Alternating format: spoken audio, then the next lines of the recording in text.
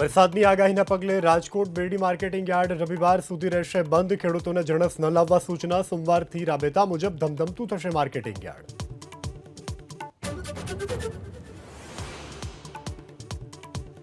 હવામાન વિભાગનું નાવકાસ્ટ. આગામી 3 કલાકમાં કચ્છ, જામનગર, દ્વારકામાં ગાજવીજ સાથે ભારે વરસાદની આગાહી. ડીપ ડિપ્રેશનને લઈ ભારે વરસાદનું અનુમાન.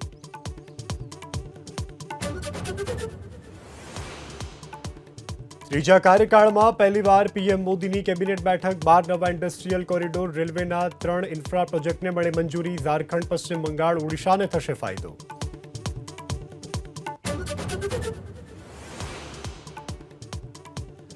ઝારખંડના પૂર્વ સીએમ ચંપાઈ સોરેન આપશે રાજીનામું. 30 ઓગસ્ટે ઝારખંડ કેબિનેટ અને જેએમમાંથી આપશે રાજીનામું.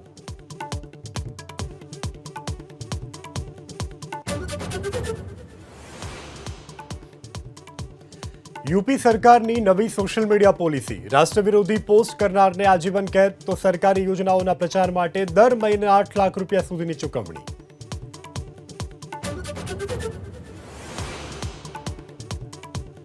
કોલકાતાની ઘટના પર રાષ્ટ્રપતિ મુર્મુનું મોટું નિવેદન. બોલ્યા કે બહુ થયું, હું નિરાશ અને ડરી ગઈ છું. આવી ઘટનાઓને ભૂલી જવું એ સમાજની ખરાબ આદત.